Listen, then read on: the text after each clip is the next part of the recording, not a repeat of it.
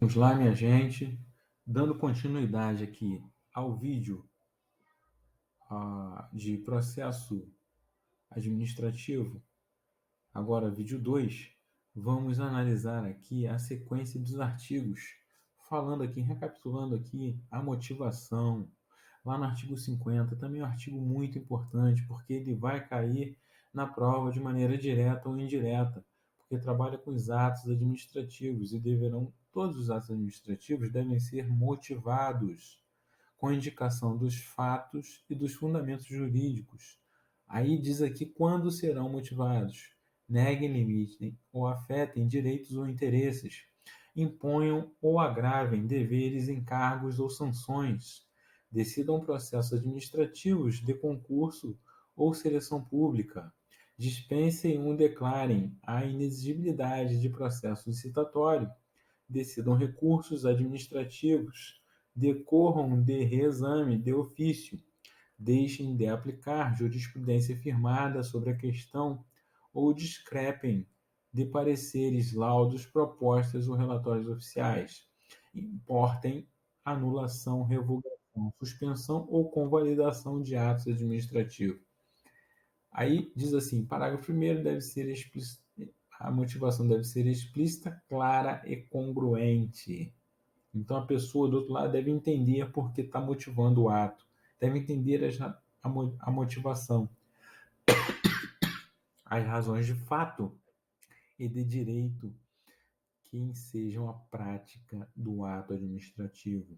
Essas razões, esses considerandos do motivo, é a motivação, ok? É diferente do motivo, que é o motivo são as razões de fato de direito que ensejam a prática do ato administrativo. Entenderam? E a motivação é a ação desse motivo, são os considerandos, são essas razões propriamente ditas que ocorreram esse fundamento fático e esse fundamento jurídico. Ou esse fundamento jurídico, entendeu? E aí a gente avança aqui, desistência de caso de extinção do processo.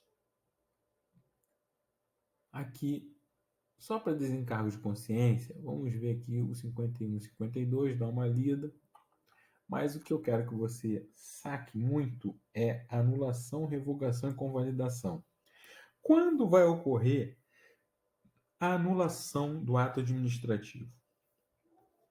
A anulação do ato administrativo ocorre quando há um vício de legalidade. Aqui, o 53 diz assim: a administração tem o dever de anular seus próprios atos quando eivados de vício de legalidade. Vou até mudar de cor para você ficar malandreado, para você não dar mole, para você ficar esperto. O que acontece aqui? Não, vamos voltar, olha lá. E aí, você vai ver aqui, ó. E pode ser revogado. Revogá-los por motivo de conveniência e oportunidade. Sempre respeitando os direitos adquiridos. Respeitados os direitos adquiridos. Que é o mandamento constitucional lá do artigo 5º, inciso 36, se você se lembra. Ok? E aí você vai ver aqui, e aí a revogação, o ato é legal, mas ele é inconveniente ou inoportuno. E aí a administração deixa de utilizá-lo, revoga e passa a adotar uma outra norma, uma outra normatividade, uma outra maneira de lidar com aquela situação jurídica, ok?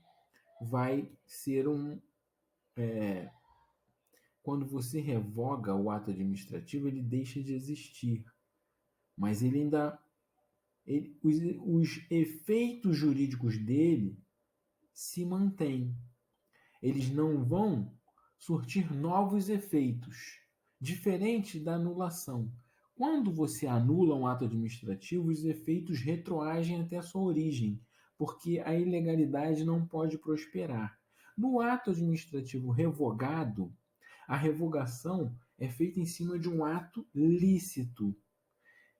E se ele é lícito, ele tem valor até o momento que ele era vigente. Com a revogação, ele deixa de existir por conveniência ou oportunidade.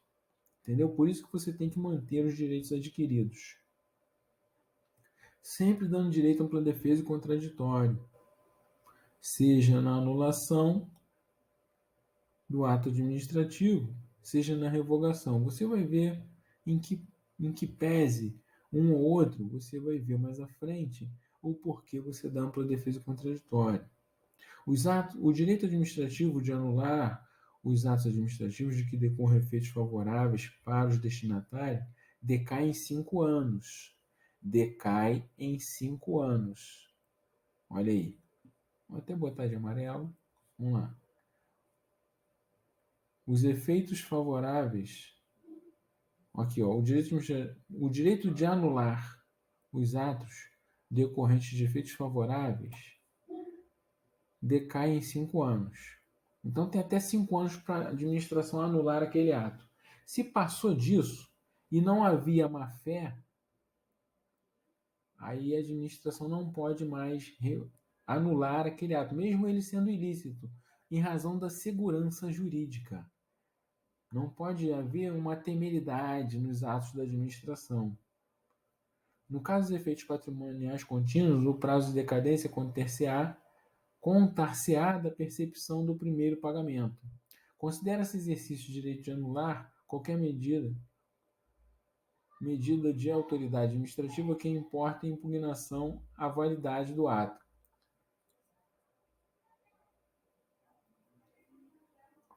Em decisão na qual se evidencie não acarretar em lesão ao interesse público, olha aqui o interesse público, nem prejuízo a terceiros, os atos que apresentarem defeitos sanáveis poderão ser convalidados. Então, os atos, olha que maneiro isso aqui, os atos que apresentarem defeitos sanáveis poderão ser convalidados. O que são efeitos sanáveis? O que são defeitos sanáveis? São aqueles defeitos de competência. Um exemplo, a pessoa não era competente para assinar o ato, ele assinou. Aí a pessoa competente pega e assina ao lado. Então ele anuiu aquela proposta, convalidando o ato administrativo. Perceba uma coisa, o ato é lícito, não é um ato ilícito, porque você não pode convalidar um ato ilícito, ele é nulo. Então, se ele é nulo, ele não pode ser convalidado. Mas aqui a questão, quais são os defeitos? Defeito de competência e defeito de forma. A forma como foi realizado aquele ato deveria ser outra. E aí se refaz aquela forma e o ato é convalidado. Retira-se o vício e mantém-se o que é legítimo, o que é válido, o que existe é válido. E aí vai ter sua eficácia, sendo convalidado aquele ato que tinha algum defeito, ok? O recurso administrativo é a revisão da decisão administrativa, cabe recurso em face das razões de legalidade e de mérito. Então, pode ser por razões de legalidade, e aí o ato é anulado no recurso, ou por razões de mérito. As razões de mérito são aquelas de conveniência e oportunidade, né? É uma parte discricionária do ato administrativo, entendeu? A autoridade vai verificar a conveniência e oportunidade do ato e, em razão disso, vai necessariamente trabalhar com o recurso. O recurso será dirigido à autoridade que proferiu a decisão, a qual, se não a reconsiderar no prazo de 5 dias, ao prazo, 5 dias, vou botar aqui meu amarelinho, prazo de 5 dias, ou encaminhará à autoridade superior. Salvo exigência legal, a interposição de recurso administrativo independe de caução. Você não tem que pagar para recorrer. E nem é legal que seja cobrado caução, independente de caução. O recurso é independente de caução, independente de pagamento, para que todos tenham direito à ampla defesa e contraditório, todos tenham pleito recursal, porque se o cara não tem dinheiro para pagar um recurso, ele não vai recorrer. Isso feriria a isonomia, ok? E o princípio da ampla defesa e do contraditório. Se o recorrente alegar que a administração contraria enunciado de súmula vinculante, caberá à autoridade prolatora a decisão impugnada, se não a reconsiderar, então tem a reconsideração, explicitar, antes de encaminhar o recurso, à autoridade superior as razões de aplicabilidade ou inaplicabilidade da súmula. Leiam o parágrafo 3º. 3 instâncias administrativas. Artigo 57. 58. Tem legitimidade para interpor recurso. Quem pode interpor recurso? Quem sofreu problema, o interessado, titular do direito e interesses, aquele cujos direitos e interesses foram indiretamente afetados, também os diretamente afetados e os indiretamente afetados, as organizações e associações representativas, os cidadãos e associações. Salvo disposição legal específica, é de 10 dias. É de 10 dias, olha aí, prazo. É de 10 dias o prazo de interposição de recurso administrativo. Contado a partir da ciência da divulgação oficial da decisão recorrida. Quando a lei não fixar prazo diferente, o recurso administrativo deverá ser decidido no prazo máximo de 30 dias. Quando a lei não fixar prazo diferente. Beleza? Vou voltar para o meu amarelo.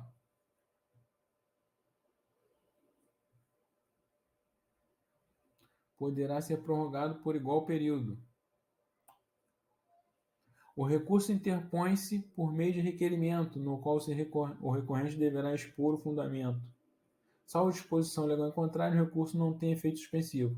Então, a regra é que o recurso não tem efeito suspensivo. Mas pode ser pedido efeito suspensivo? Pode. Pode ser acatado? Sim. Havendo justo receio de prejuízo, aqui, ou de difícil reparação, a autoridade recorrida ou imediatamente superior poderá de ofício, então aqui, ó, quem? A autoridade poderá de ofício ou a pedido dar efeito suspensivo ao recurso. Importantíssimo isso. Interposto o recurso, o órgão competente para dele conhecer deverá intimar os demais interessados no prazo de 5 dias úteis. O recurso não será conhecido quando, e aí vem aqui, ó, quando vai dar ruim, quando não vai ser reconhecido o recurso, quando for fora do prazo, ele é intempestivo, perante o órgão incompetente, por quem não seja legitimado, após exaurida a esfera administrativa. Normalmente acontece isso aqui. Fora do prazo, perante o órgão incompetente, por quem não seja legitimado. Sacou? Isso é importantíssimo isso aqui. O não reconhecimento do recurso não impede a administração de rever de ofício o ato ilegal. O não reconhecimento, então aqui, ó, de ofício o ato ilegal, desde que não ocorrida preclusão administrativa. E aí, preclusão administrativa, por exemplo, passou etapa, passou aquela fase do recurso. Não chega a ser uma perda do prazo, mas a preclusão é a perda. Pode ser uma preclusão temporal, pode ser uma preclusão lógica. Às vezes foi feita uma coisa que contradiz outra, então não tem como voltar atrás. E pode ser uma preclusão temporal, porque já passou aquele, não é o prazo, mas aquela oportunidade de alegar aquilo naquele ato. Ou então ainda preclusão lógica, temporal e uma outra preclusão que diz respeito a... Calma aí. Que diz respeito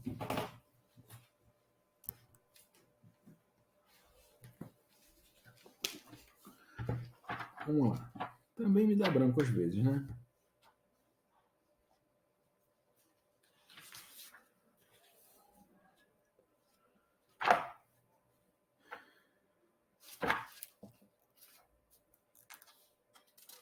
Se eu não me engano, é preclusão consumativa, porque o ato já foi consumado. Deixa eu só confirmar para não falar besteira também, né?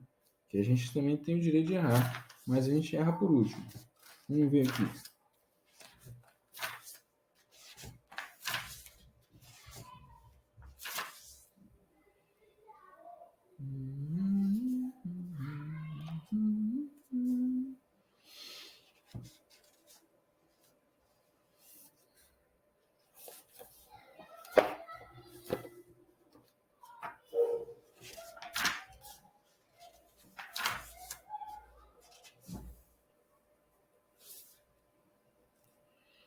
Então vamos lá.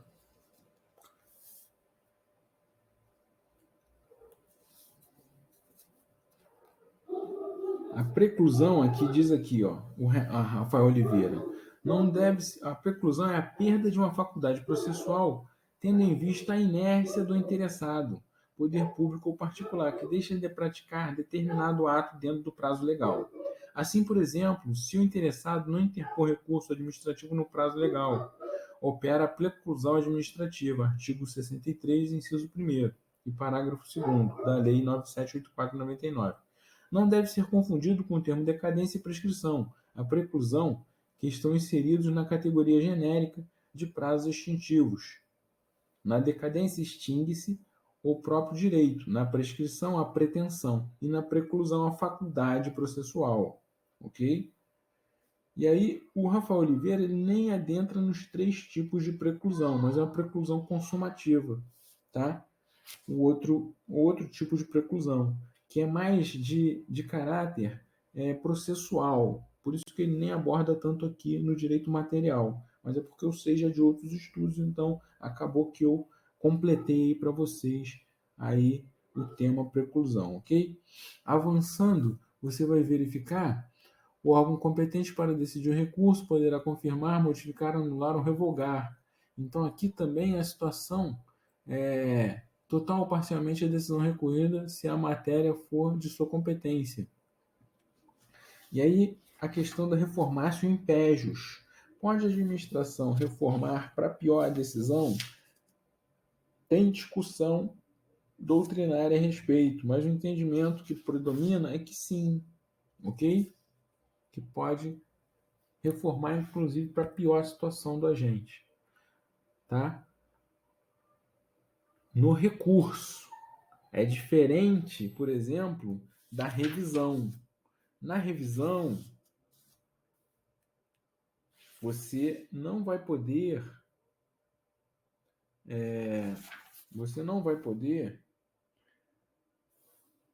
promover a reformácio impégios, reformar para pior, porque está pedindo a revisão do ato administrativo. Vou só esclarecer isso aqui para você, de acordo com o que diz o próprio Rafael Oliveira, só para ficar uma coisa mais explícita para você, tá? A revisão é um instrumento que possibilita, a qualquer tempo, a pedido ou de ofício, rever a decisão administrativa quando surgirem novos fatos ou circunstâncias relevantes suscetíveis de justificar a inadequação da sanção aplicada, sendo vedado o agravamento da penalidade. Então, na revisão, o processo administrativo que demitiu o servidor, quando posteriormente é prolatada a decisão judicial absolutória em processo penal, envolvendo os mesmos fatos que afirma a negativa de autoria. Então, pode rever o ato administrativo e a própria demissão para que ele seja readmitido. Entendeu? O recurso, por sua vez, é o meio formal de impugnação das decisões administrativas. A legislação consagra várias nomenclaturas. Tem o recurso hierárquico próprio, o recurso hierárquico impróprio, o pedido de reconsideração e a revisão é uma modalidade de recurso, mas é aquela que não cabe a reformatio impégios. Isso daí você tem que levar para a sua prova, tá? E aí os prazos são sempre legais de você saber. Você tem que ver o 66 e o 67. Salvo motivo de força maior, devidamente comprovado, os prazos processuais não se suspendem. Então, a regra é que os prazos processuais não se suspendem. Sanções das disposições finais também é importante. Sempre tem, às vezes, uma complementação das questões de prova com as disposições finais, que você vai dar uma lida e vai sacar toda a lei aqui esmiuçada para você, ponto a ponto, os principais destaques dessa lei, ok?